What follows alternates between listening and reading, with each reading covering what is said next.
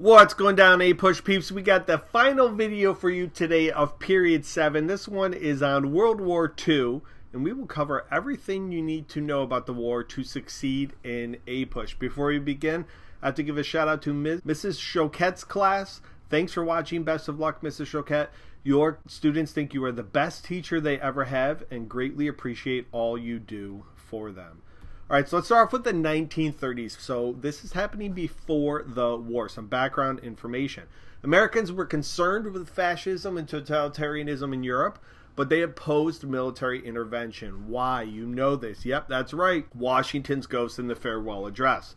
So we have this America First Committee that were isolationists, led by Charles Lindbergh, and you see here a picture of Washington at one of their rallies, and that's very important to understand their position of isolationism going back to his farewell address.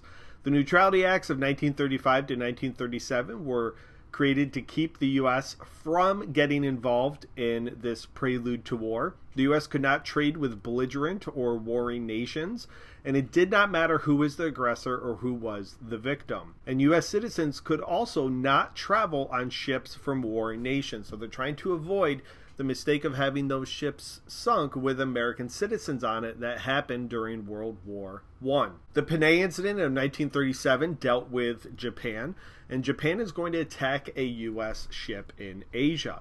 And this is going to lead to FDR's quarantine speech, which could be a speech that you could see on your exam as an excerpt. And this encouraged economic embargoes on aggressive nations. So FDR is going to basically urge countries to economically hurt or try to place embargoes on countries that are aggressive. The Munich Conference of 1938, this is where parts of Czechoslovakia were given to Germany, and Hitler promised not to take more land. And here's Neville Chamberlain holding in his hand, I believe he said something along the lines of, "We have achieved peace in our time," and he basically promised war would not happen. Boy, was he wrong. On September 1st, 1939, World War II officially kicks off when Germany invaded Poland. I had a student teach me once, September 1st is 9/1. 9/1/39, Hitler says, "Poland's mine." That's how you can remember the start of World War II. So World War II through the U.S. entrance. The Lend-Lease Act of 1941, as the war has been going on for 2 years, we see FDR signing this. This stated that the U.S. could lend crucial supplies to countries the president deems vital, especially countries like Great Britain, which are essentially alone in Europe fighting Germany. On December 7th, 1941, Japan attacks Pearl Harbor and the U.S. enters World War II. So how did Americans view the war? Well, they viewed it really as freedom and survival versus fascism and militarism, really as a way to save the world from these evil forces. This was later reinforced by Japanese wartime atrocities such as the Bataan Death March, in which thousands of American soldiers were killed. If you're familiar with the book or the movie Unbroken, you see some of the Japanese atrocities that happened.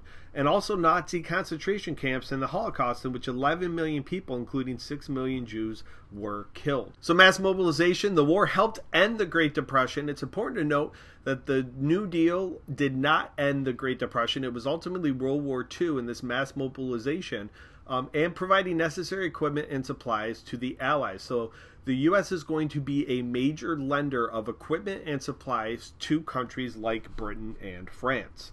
So the Homefront during the war you should be familiar with. New opportunities for women and minorities emerged. This should sound familiar. It's a lot like World War I.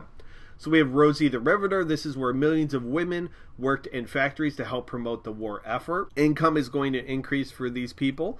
And Mexican Americans will see an increase in workers from Mexico via the Bracero program, which encouraged Mexicans to come to the United States to work mostly on farms during the war. There are debates over segregation. U.S. soldiers fought in segregated units. FDR will issue an executive order, 8802, which bans segregation in defense industries.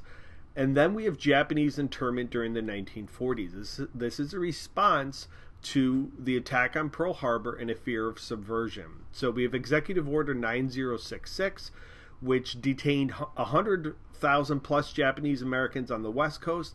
They were moved to camps, and 2/3 of them were born in the United States. They were native-born citizens, and it's important to note that with all these Japanese Americans that were interned in these camps, not one of them ever was there evidence of any sort that they were spying or being subversive to the United States government. And Japanese internment will be upheld by famous court case Korematsu versus the United States.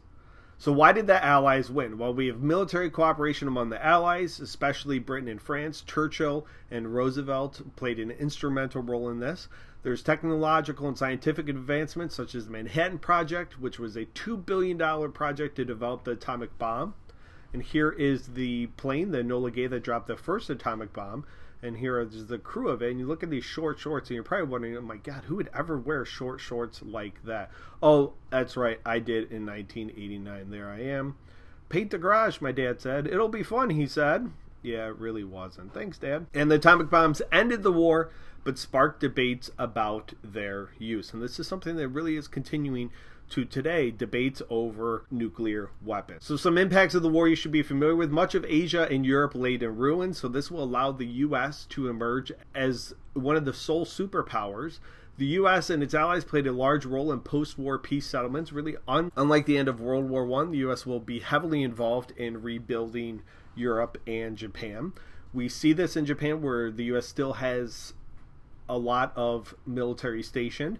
The Nuremberg trials in Germany, which were trials for Nazi war criminals, some high-ranking officials, and the U.S. emerged as the most powerful nation on earth, as I mentioned. So we'll do a quick recap. We have neutrality in the beginning of the war, the America First Committee. Neutrality Acts, Pearl Harbor is what brings the United States into the war. The war helped end the Great Depression. Opportunities for women and minorities. Reasons for Allied victory. Please add one that I forgot to put on here. Korematsu versus the U.S. Please add Korematsu versus the U.S., which is when the Supreme Court upheld the constitutionality of internment camps. All right, guys, thanks for watching. Look forward to see you back here for video number 51, first video of Period 8, the Cold War. Thanks for watching. Best of luck on all your exams, especially the one in May, and have a good day.